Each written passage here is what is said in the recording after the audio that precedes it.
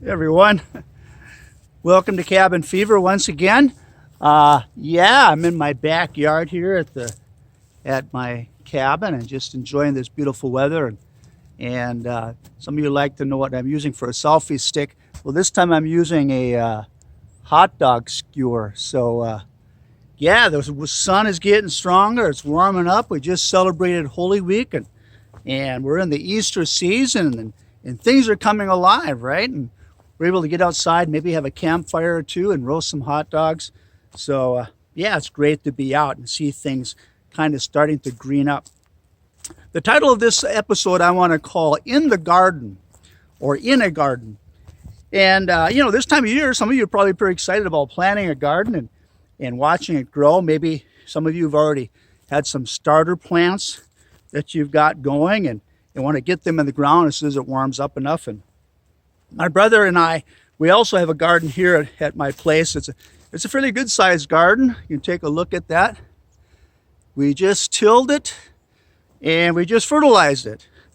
We're getting it ready, break up the soil a little bit. For fertilizer, we use manure, good old fashioned cow manure, which makes the best tomatoes ever. So who would have thought, that God would do such a thing? So anyway, make good tomatoes. But anyway, we just fertilize it and we tilled it in the ground and going to wait for the rain and hopefully plant it by the end of this month. But I'm entitling this episode In a Garden, and I'll explain that in just a little bit. When you read the story of creation, you realize when God created Adam and Eve, He put them in a garden to be stewards of that garden, to have dominion over creation, but also to take care of it as well. And of course, most of you know the story of the Garden of Eden and how Adam and Eve abused the freedom God gave them a beautiful place to grow and flourish. And what happened?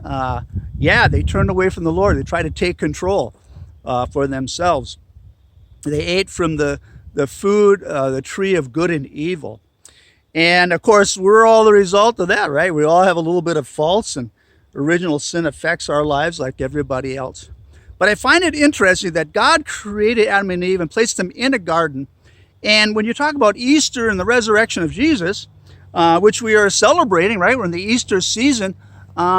Jesus rose from the dead in a garden. It says once he died on Mount Calvary, he was placed in a tomb that was in a garden next to, not far away.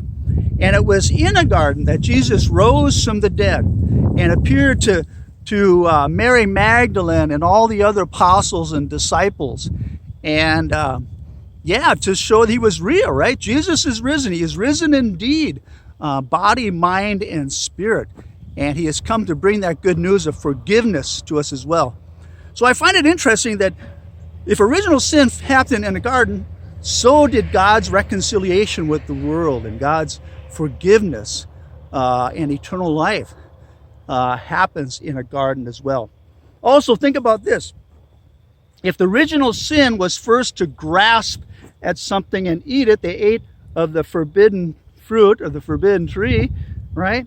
Jesus sort of provides an antidote as well. He gives us the Eucharist, which for us as Catholics is sort of the antidote. It counteracts what original sin has done to us as well. So we have those two things, right? Jesus rising from the dead in a garden and also appearing through the apostles and showing how he's conquered sin and death.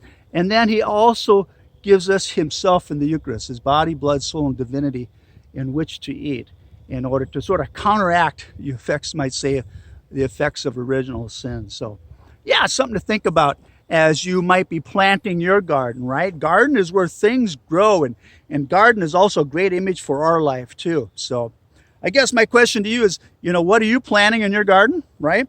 Both physically and spiritually. What are you doing to help yourself grow, but also, reap those fruits, the benefits of your labors as well, and as we continue to be good stewards. So anyway, we just tilled this garden up and we fertilized it, and with good old-fashioned cow manure.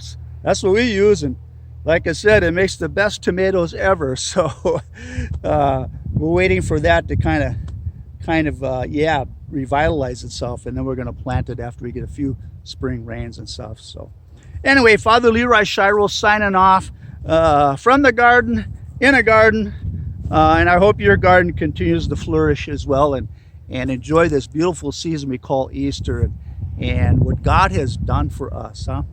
God bless until we see each other again. Bye.